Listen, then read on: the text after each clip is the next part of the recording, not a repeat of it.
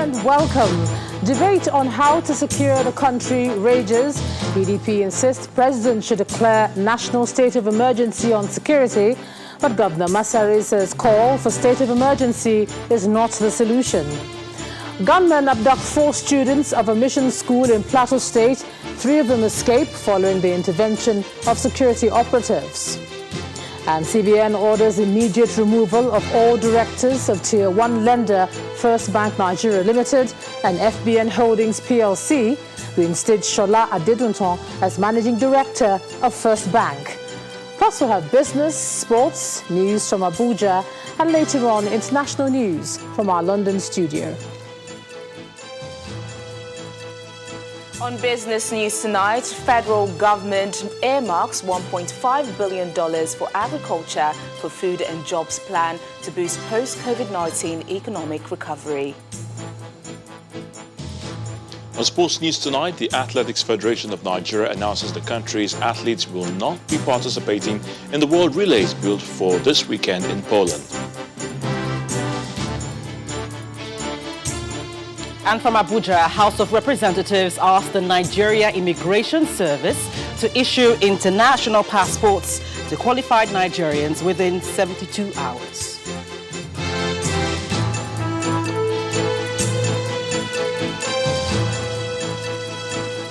The main opposition party, the People's Democratic Party, wants the president to declare a national state of emergency on security and convene a national conference to chart the way forward for the country. The opposition party demanded this today during its Emergency National Executive Committee meeting at its headquarters in Abuja. The PDP National Chairman, Uche Secondus, says the party is concerned that the 2023 general elections is being threatened by the security situation in the country. The national chairman of the People's Democratic Party, Mr. Uche Secondus, leads other members of the National Executive Committee at this emergency meeting. In his opening remarks, the chairman highlights the purpose for convening the meeting, citing preparations for the November governorship election in Anambra State and national security. However, Nigeria's security situation dominates discussions as the national chairman asks President Muhammadu Buhari to declare a national state of emergency on security and convene a national conference to chart the way forward. It is no longer politics. And we want to call on Mr. President that this has nothing to do with politics. It is a serious matter, more serious than ever before, that he needs to declare. Number one, he needs to declare a national state of emergency on security. It is important. It is important. He is the commander-in-chief. Number two, the need for him to call a national conference. The minority leader in the House of Representatives says some lawmakers in the ruling party who are disturbed by the rising insecurity are willing to join forces with the PDP to provide alternative government in 2023. I am pleased to report to NEC that given our unrelenting efforts, many of our colleagues in APC, even at the executive session that we had last, have walked up to us and have seen reasons to join forces with us, and they have expressed their readiness to cross over to our party for the patriotic task ahead. The meeting then enters into a technical session. At the close of the meeting, the PDP National Publicity Secretary addresses journalists on some key resolutions. The Edo State Governor, Chief Governor Obaseki, has been appointed to serve as chairman of the e-registration exercise, while his Adamawa State counterpart, Governor Amadu Umaru Fintiri, is appointed to serve as deputy chairman. The PDP is Nigeria's main opposition party, and it's the ruling party in Zamfara State, one of the states in the north that has badly been affected by insecurity in recent times. Well, that request from the PDP does not seem to go down well with the governor of Katsina State, Aminu Masari, who believes that the declaration of a state of emergency on security is not the solution to the problem because, according to him, the military is overstretched. He explains that the responsibility of securing the country does not rest solely on a set of individuals or security agency. The Katsina State Governor made comments today after a meeting with the Chief of Staff to the President, Professor Ibrahim Gambari, at the State House.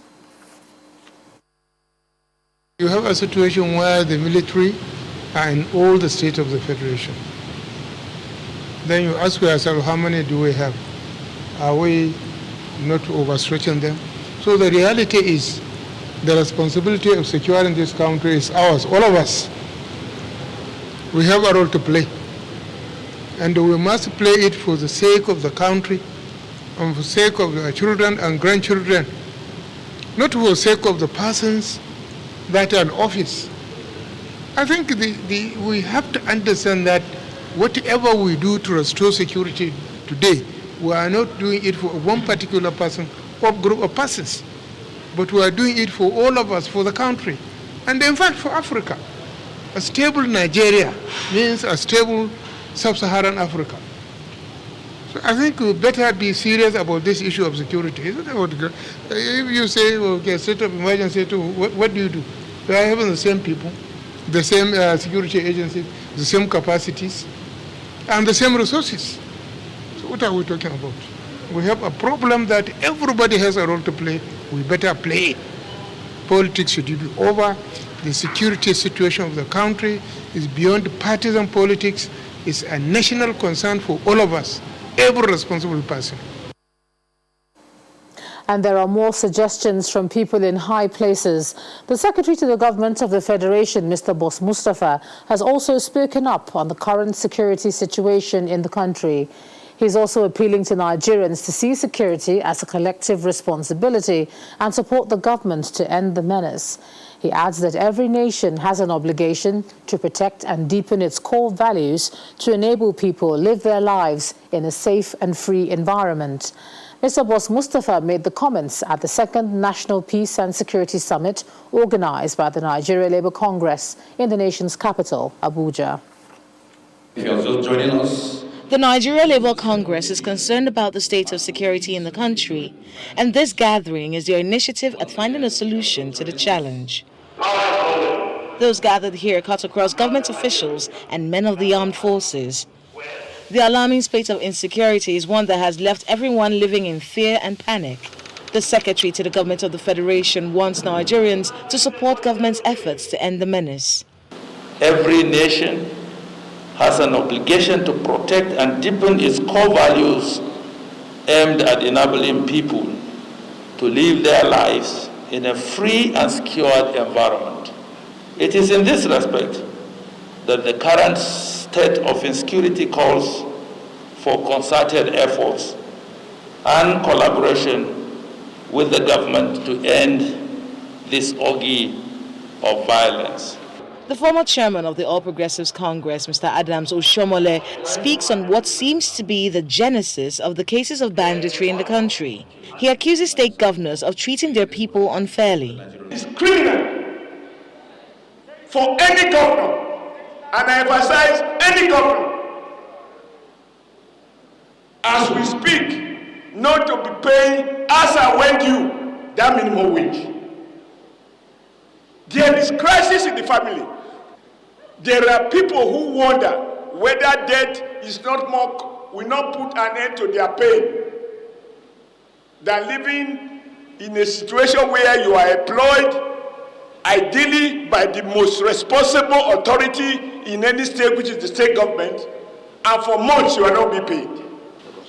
Other speakers underscored the importance of patriotism and unity of all citizens at this critical period.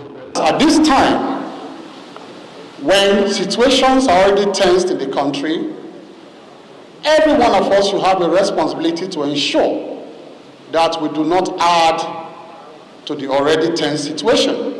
It will be counterproductive to replace our Nigerian soldiers with foreign boots. Our armed forces are capable of bringing this insurgency to an end if they are better armed, equipped, and modern technology and adequate motivation is deployed. As the country faces trying times, many in this hall are hopeful that this menace will not escalate beyond the present situation. Proper financing for military operations is considered critical at this time, and that's why the Senate is asking the Minister of Finance to appear before its Committee on Army to give account of the releases to the military for Operation Lafia Dole and the war on terrorism. The summons follows the absence of the Finance Minister at a meeting called by the committee. Our correspondent Linda Akigbe reports. Security checks at the entrance into the National Assembly are more intense than normal, causing long queues into the premises.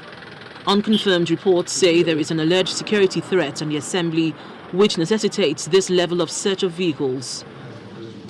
Inside one of the hearing rooms in the National Assembly, the Senate Committee on Army is holding a meeting to discuss the release of funds to the military to fight terrorism. The chairman of the committee is unhappy at the absence of the Minister of Finance, who was invited to attend this meeting. If the minister is in town and she refuses to honor this invitation, honestly, or neglect this invitation, honestly, we are not going to take it kindly. While in her state, in Kaduna, today, more than 50 people are still in the hands of captives. If to say her child or her brother or somebody related is among those that are there, I'm sure she will be here. Nevertheless, the permanent secretary in the Ministry of Finance tries to fill in for the minister, detailing some releases to the military. He explains that 75 billion naira was appropriated and released in 2019. But the committee chairman is not satisfied with his explanation. Number 4 there, 2020, 75 billion was appropriated, 74.999, only I think 2 naira was. So almost 100% was released. The current year, 100 billion has been appropriated. We have released 19.7 for the first quarter. Just yesterday, we have released 19.95. Here is a letter indicating that from the time of the introduction of Operation Lafia Dole, they have a shortfall outstanding of 50 billion. When they attacked Minok, the problem they had there was because they didn't have the communication, they didn't have the cover, they didn't have, in fact, what happened really was that they ran out of ammunition. When they exhausted their ammunition, they had to take cover, they ran away, and they killed 30 of them. They may require certain funds, but as far as appropriation is concerned, we have released what has been appropriated to them. Committee members did not go much further with the permanent secretary, as they insist that the finance minister must appear before them next Tuesday, May 4th, to give account of releases to the military for Operation Lafia Dole and the war on terrorism. Linda Akibi, Channels Television News. Was only 19.6. The gallant officers on the battlefield need some form of motivation, and for those who've been injured, words of encouragement from the leadership of the armed forces will go a long way towards lifting their spirits. And that's exactly why the Chief of Army Staff, Lieutenant General Ibrahim Atahiru, has done that today when he visited injured soldiers who survived the recent attack on Minok community in Borno State. Apart from boosting the morale of the wounded soldiers, the Army Chief also met with the principal staff of the Theatre Command Headquarters and that of the 7th Division, after which he told journalists that setbacks are normal on the battlefield, but the Army remains focused.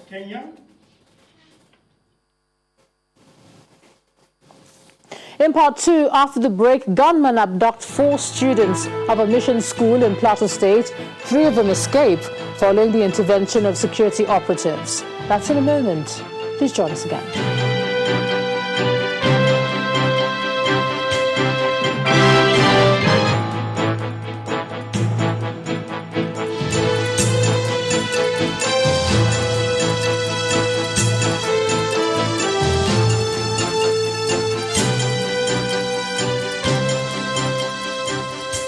Welcome back. If you've just joined us, you're watching the news at 10 on Channels Television, coming to you live from Lagos. A reminder of our top stories. Debate on how to secure the country rages. PDP insists President should declare national state of emergency on security, but Governor Masari calls for state of emergency. He says it's not the solution. Gunmen abduct 4 students of a mission school in Plateau State. 3 of them escape following the intervention of security operatives. And CBN orders immediate removal of all directors of Tier 1 lender, First Bank Nigeria Limited and FBN Holdings PLC. Reinstates Shola Adedunton as Managing Director of First Bank. Now let's bring you a bit more about the Chief of Army Staff's visit to wounded soldiers in Borno State. He talked about the fact that the Army remains focused in spite of setbacks. The constant touch with troops and their commanders in the field is of essence for every military operation, especially in a counterinsurgency environment. The essence is to reassure the troops, get to hear from them if they do have issues they want us to discuss, it could border on logistics, it could border on deployment, and then reassure them that Mr. President is aware, Commander-in-Chief, is aware of all they are doing here, and he will do his best to provide the needed resources to execute this war to a logical conclusion. This indeed is not just this theater, any other theater that the Nigerian Army is operating in. We have defeated Boko Haram severally. If for one time they came and we lose certain equipments, even though we were never defeated, I can assure you that we'll overcome, notwithstanding whatever had happened. We will take on Boko Haram decisively, and we are committed to the focus of the entire operation, which is the total annihilation of Boko Haram from Nigeria. And while suggestions continue on ways out of the security crisis, gunmen struck again, this time in Barkin-Ladi local government area of Plateau State, where they attacked a mission school and abducted 4 students, but 3 of them luckily escaped following the intervention of security operatives. An eyewitness says the attackers broke the rear fence of Kapro Secondary Mission School, where a hole was drilled to gain access. The intervention of security agencies prevented what could have been another mass abduction, as the assailants took to their heels after realizing the reinforcement of security in the area. Community efforts are currently on to secure the release of the abducted student. The school is a few kilometers away from the Yakubu Gowon Airport and about 60 kilometers from Jos, the state capital. The President has reacted to comments by Governor Samuel Ortom over the rising security situation in the country and what he describes as a litany of accusations against his person and his government following the recent incidents in Benue State. The President said in a statement by his media aide, Garba Shehu, that no responsible government takes pleasure in such events as the killing of the military and that of innocent citizens taking refuge in an internally displaced people's camp. The statement reads in part, "The lives of fellow citizens should not be desecrated by deploying them in politics, which unfortunately appeared to be the intent of the string of emotional attacks and blame laid at the door of the President for those killings by Governor Ortom. President Buhari took an oath to defend the life and property of every citizen, a duty he takes seriously and is committed to ensuring." The statement adds that President Buhari believes the strength of the country lies in our diversity in faith, culture and traditions, and attempts to sharpen the divide between northern and southern Nigeria, between Muslims and Christians, and between communities that have coexisted for centuries should be resisted. Away from security now, the Central Bank of Nigeria has announced the immediate removal of all directors of First Bank Limited and First Bank Holdings PLC, as well as the appointment of new directors for the Tier 1 lender. Briefing journalists in Abuja, the CBN Governor, Mr. Godwin Emefiele, explains that the decision is aimed at preserving the stability of the bank and protecting minority shareholders and depositors owing to insider abuse, credit and breakdown of corporate governance. In the new appointment, Mr. Remi Babalola becomes the chairman of the holding company, while Elder Orumkalo Eke is named as the managing director of the holding company. Other members of the board are Dr. Fatade Oluwole, Mrs. Kofo Doshekun, Mr. Remi Lasaki, Dr. Alimi Abdul Razak, Mr. Ahmed Modibo, Mr. Khalifa Imam, and Sir Peter Haliogo. Meanwhile, the Apex Bank also reinstated Dr. Shola Adedunton as the bank's managing director after being removed on Wednesday. Mr. Benga Shobo, who was appointed as MD by the sacked board, becomes the deputy managing director of First Bank Limited. Mrs. Tokumbo Martins, Mr. Uche Nwokedi, Mr. Adekunle Shonola, and Mrs. Isioma Ogodaze, Mr. Ebenezer Olufowoshe, and Ishaya Elijah Dodo were appointed as directors by the Apex Bank. Dr. Remioni and Mr. Abdullahi Ibrahim are the bank's executive directors.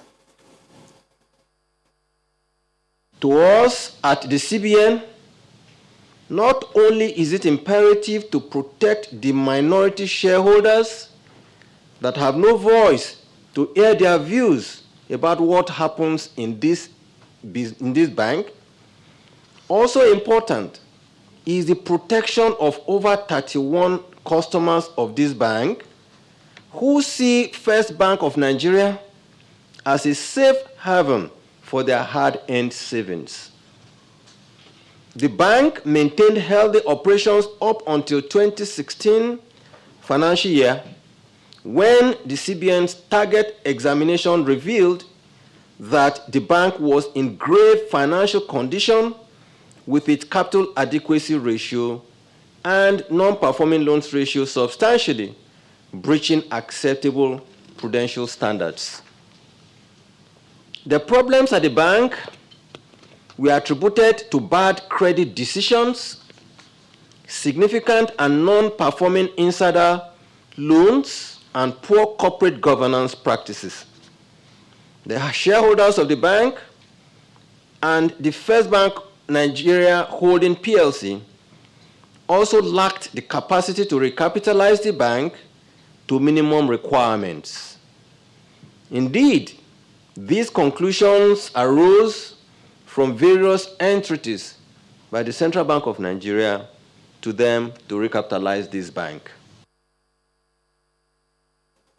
The Speaker of the House of Representatives, Femi Gbajabiamila, wants all stakeholders in the health sector to work together to avert another strike of the National Association of Resident Doctors. And that's why he's encouraging the government to fulfill its promise to the association as he met with representatives of the Ministry of Finance, Labour and Health, the Accountant General of the Federation, as well as the DG Budget Office today. He says his concern is the consequences of another strike if the government does not fulfill its side of the agreement.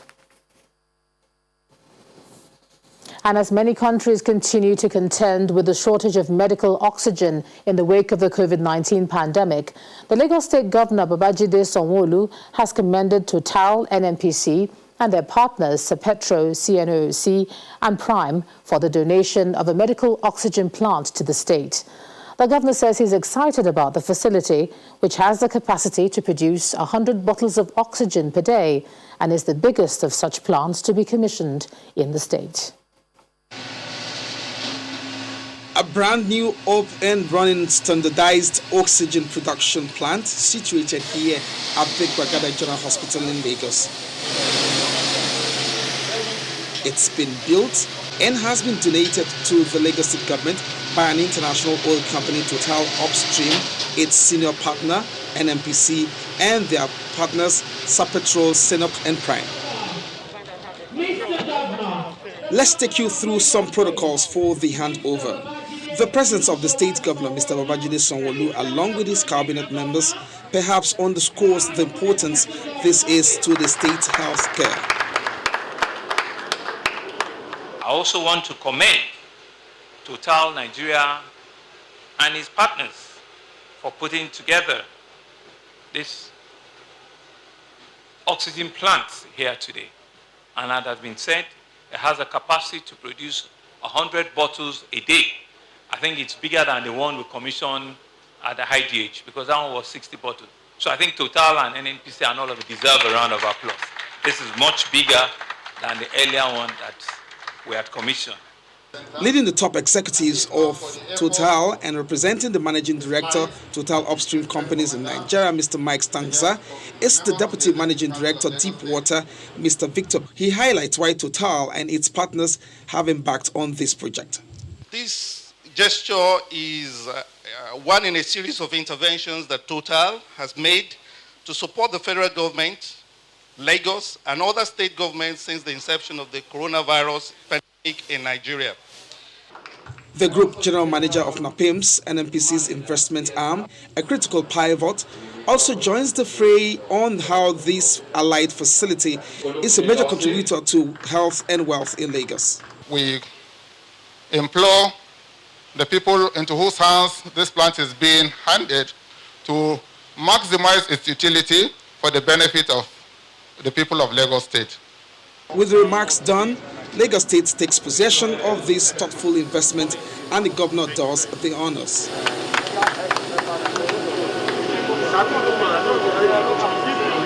Official figures show that more than 625,000 deaths occur annually in Nigeria due to hypoxemia, insufficient oxygen in the blood, or low blood oxygen saturation.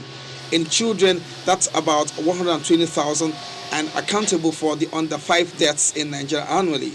This plant has been applauded as a timely intervention.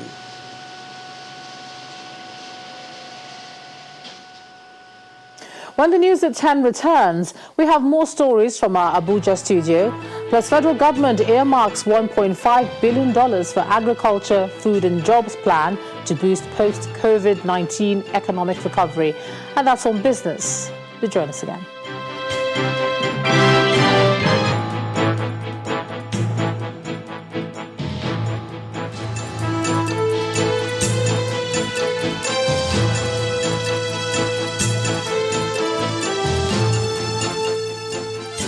Welcome back. Let's cross over to Abuja now. And here's Gloria Umezuke. Gloria. Hello, Ijoma. Good to see you. The House of Representatives wants the Nigerian Immigration Service to, within 72 hours, issue international passports to thousands of Nigerians who have applied, paid, and have been captured.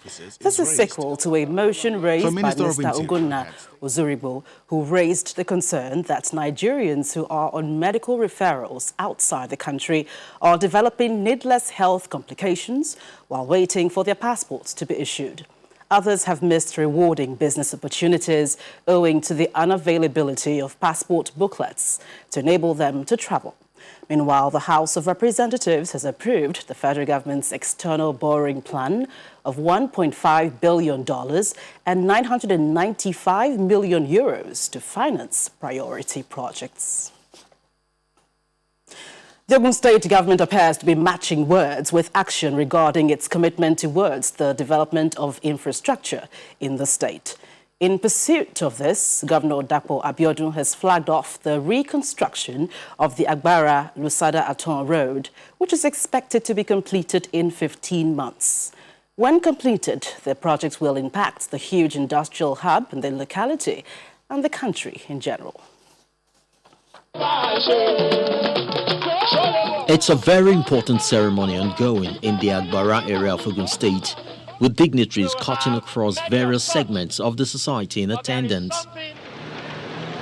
The Agbara-Lusada-Aton Road is an all-important road in Ogun West, as it links various communities and businesses to Lagos, as well as Benin Republic. As a result, the ceremony to reconstruct the road draws this level of attention and applause from industry leaders. Thank you so much for keeping your word.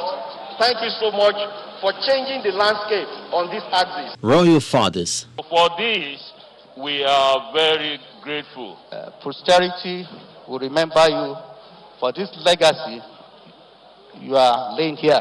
There are also some key political figures from within and outside Ogun State. For too long, the companies that have invested large sums of money setting up their factories here have been disadvantaged due to the bad state of the road. You have decided to come to the rescue and the intervention of people of Ogun West and Ogun State in general.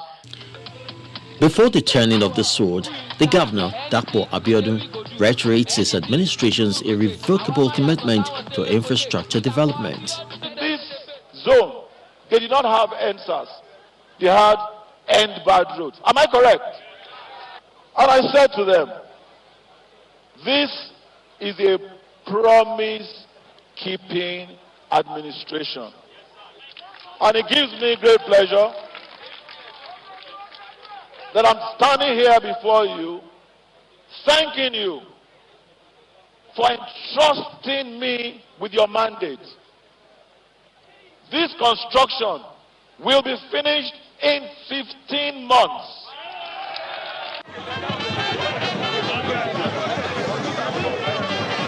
If all goes as planned, this 19.2 kilometer stretch of the road will be completely transformed in 15 months' time, as work is expected to begin in earnest.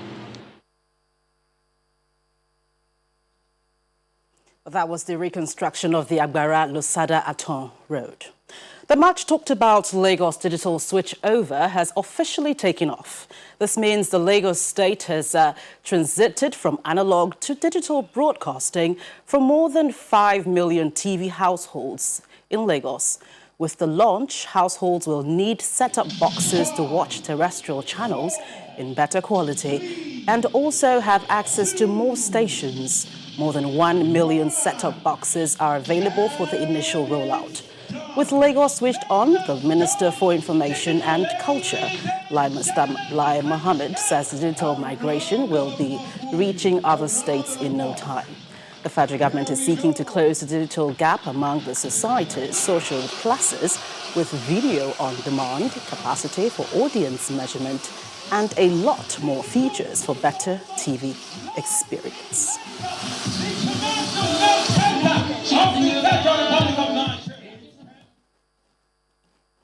And that's it from the nation's capital. It's over now to Teniola Shobowali for Business News.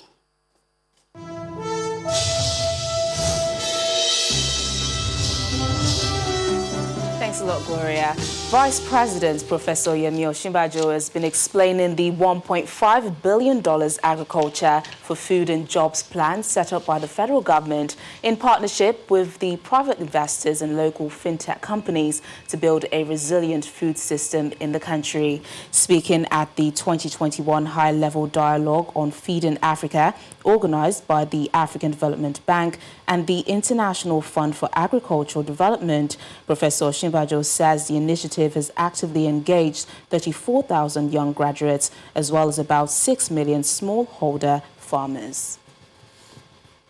The agriculture exchange will be an ecosystem or a one-stop shop for providing a range of services and products to smallholder farmers, such as real-time e-subsidies, Credit Connect by providing credit score of farmers on the platform and linking them to financiers, insurance services, marketplace services for connecting producers, aggregators, and off-takers based on competitive market prices.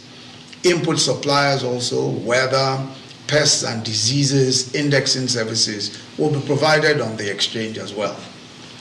The budget for the Agriculture for Foods and Jobs plan is in the order of about $1.5 billion US.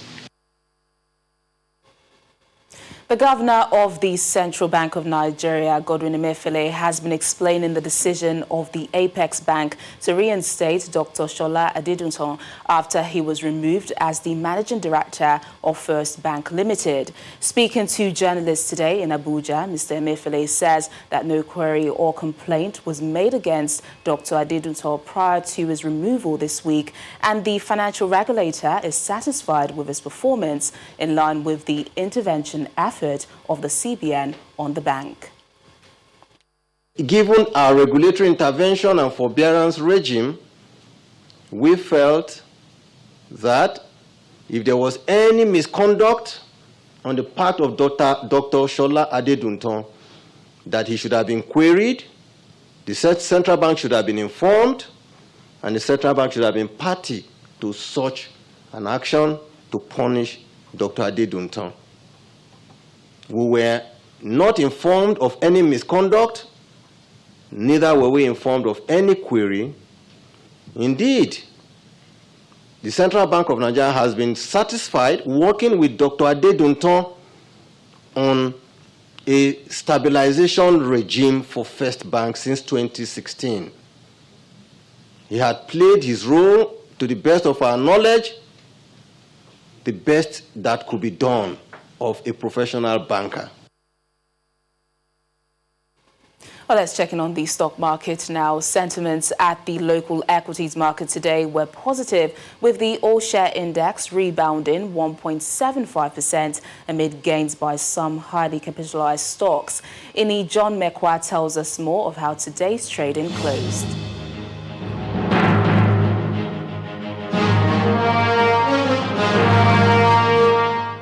Hello and welcome to the Stock Market Report. Well, after 2 negative sessions, the bull resurfaces.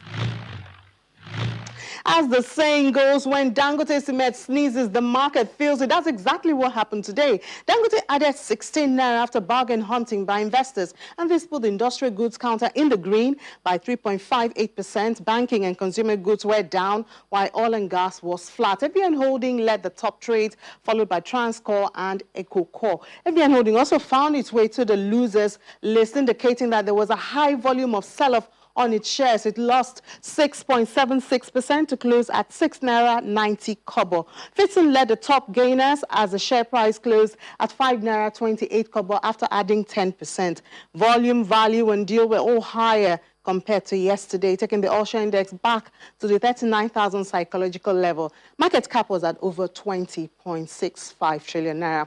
Well, that's the stock market report. I'm Ini John Mekwa.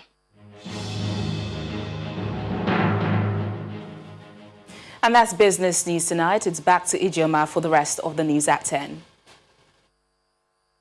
Thank you, Teniola. Still ahead on the news at 10, United States asked its citizens to leave India as soon as possible as the country battles devastating COVID-19 infections.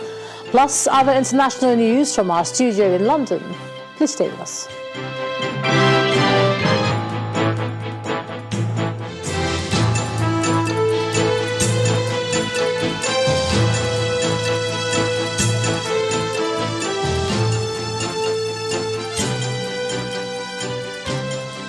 The United States has asked its citizens to leave India as soon as it's safe to do so. The warning comes as the country records 379,257 new infections of COVID-19 today, the world's highest single-day total. U.S. citizens who wish to depart India have been advised by the Department of State to take advantage of commercial transportation options available. Here's Simon Pusey with more in Around the World in 5. Good evening and welcome to the Channel Studios here in London with your international news around the world in 5. People in the Indian state of West Bengal are voting in the final phase of elections despite raging coronavirus infections across India. Long queues were seen outside polling booths, raising concerns about the further spread of the virus amid a deadly second wave. The surge has overwhelmed its underfunded and fragile healthcare system, and even crematoriums and graveyards where gravediggers are working around the clock, sometimes on 24-hour shifts, to bury those who have died. Meanwhile, a shipment containing 120 oxygen concentrators arrived in New Delhi from Britain, and a Russian flight carrying ventilation equipment, bedside monitors, medicines and other essential pharmaceutical items has also landed in the capital. US President Joe Biden has made his first speech to Congress, marking the eve of his first 100 days in office. Tonight, I come to talk about crisis and opportunity, about rebuilding the nation, revitalizing our democracy, and winning the future for America. The president laid out a sweeping investment plan for jobs, education and social care and called it a once-in-a-generation investment in America itself. He also said he was willing to work with lawmakers on both sides of the aisle to come to an agreement, and he will meet Democratic and Republican lawmakers at the White House on May the 12th to try to find common ground. Meanwhile, the FBI has carried out searches at the home and office of Rudy Giuliani, who was Donald Trump's personal lawyer. Federal prosecutors in Manhattan are investigating Giuliani's dealings in Ukraine, which included his probe before the 2020 presidential election into Democrat Joe Biden and his son Hunter's dealings in that country. A lawyer for the former Republican New York City mayor confirmed a search warrant had been executed and that federal authorities had seized electronics. China has launched a key module of a new permanent space station that it plans to complete by the end of 2022. The Tianhe module, which contains living quarters for crew members, was launched from the Wenchang Space Launch Center. It is one of 3 main components of what would be China's first self-developed space station, rivaling the only other space station service, the International Space Station. China has prioritized space exploration in recent years with the aim of becoming a significant space power by 2030. Kremlin critic Alexei Navalny has appeared in public for the first time since going on hunger strike.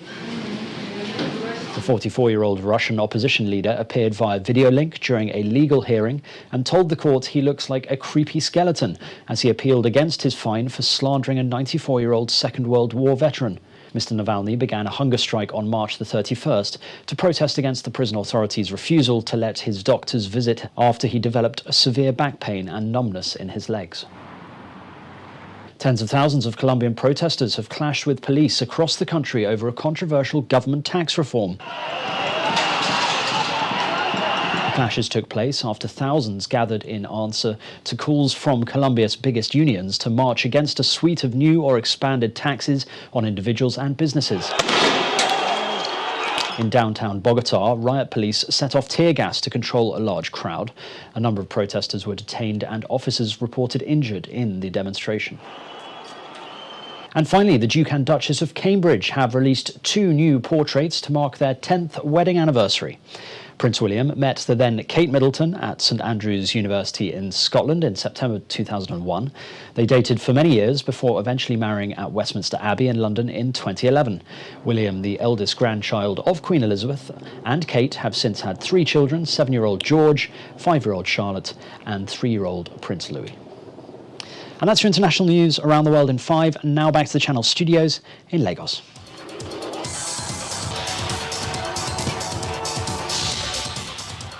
Many thanks, Simon. The Athletics Federation of Nigeria, the AFN, has announced that Nigerian athletes will not be participating in the World Relays built to hold from May the 1st to the 2nd in Poland.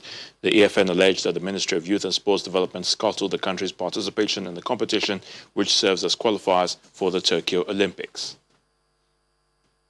Bandresa Football Club have confirmed they are returning to the Nigerian National League barely 2 weeks after announcing their withdrawal. This followed a meeting between the management of the club and the league governing body in Abuja on Wednesday to resolve the lingering issues. In the UEFA Europa League, Edison Cavani and Bruno Fernandes have scored 2 goals each as Manchester United came from behind to beat Roma 6-2 in a thrilling first leg of the semi-final. Nicolas Pepe's second-half penalty gave Arsenal renewed hope of reaching the final despite a semi-final first-leg loss at Villarreal as both sides finished with 10 men. The return legs hold next week. And UEFA has confirmed the 2021 Champions League final in Istanbul will go ahead as planned despite Turkey's rising number of COVID-19 cases.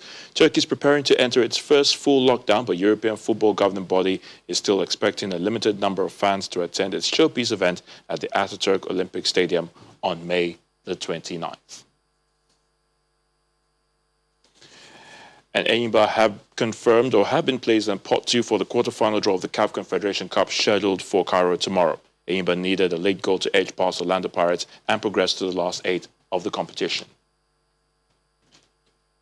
And that sports news is back to you, Joma.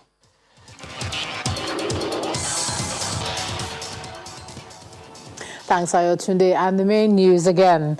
The debate on how to secure the country raged on today as the main opposition, PDP, asked President Muhammadu Buhari to declare a national state of emergency on security. But Governor Masari of Katsina State said the call for the state of emergency is not the solution to the country's security challenges. That's the news at 10 tonight. Thank you for staying with us. I'm Ijoma Winyato. Good night.